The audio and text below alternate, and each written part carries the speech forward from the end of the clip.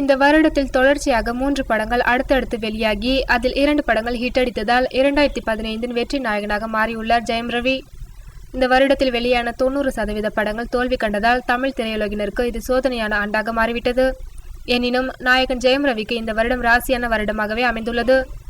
அவரின் நடிப்பில் வெளியான 3 படங்களில் தனி ஒருவன் இந்த வருடத்தின் மாபெரும் பிளாக் பஸ்டர் படம் என்பது குறிப்பிடத்தக்கது. ஜெயம் படத்தின் மூலம் அறிமுகமானதால் ஜெயம் ரவி என்ற பெயரே இவரின் அடையாளமாகிவிட்டது. தொடர்ந்து M Kumaran, son of Mahalakshmi, Unakkum Enakkum, Santhosh Subramaniam, பேராண்மை போன்ற படங்களின் மூலம் தமிழ் சினிமாவில் தனக்கென்று ஒரு இடத்தை தக்க வைத்துக் கொண்டார்.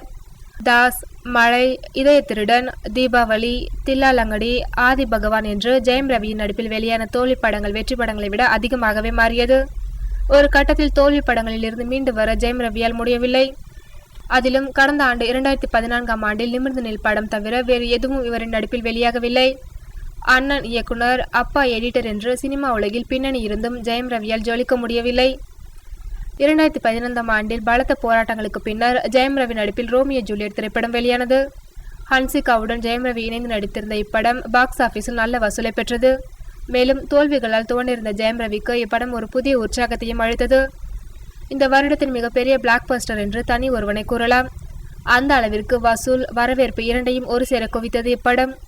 தனது அண்ணன் மோகன் ராஜா இயக்கத்தில் மித்ரன் ஐபிஎஸ் ஆக ஜெயம் ரவி நடித்திருந்த இப்படம் 100 நாட்கள் வெற்றிகரமாக ஓடி 100 கோடிகளுக்கும் அதிகமாக வசூலித்தது.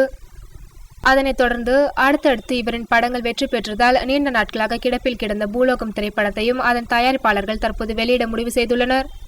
பூலோகம் வருகின்ற 24ஆம் தேதி வெளியாக உள்ளது.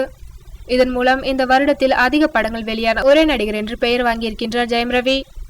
மிருதன் திரைப்படத்தில் தற்போது நடித்து வரும் ஜெயம் ரவி அடுத்ததாக கௌதம் வாசுதேவ் மேனன் மற்றும் சுசீந்திரன் ஆகியோரின் படங்களில் நடிக்க இருக்கின்றார்.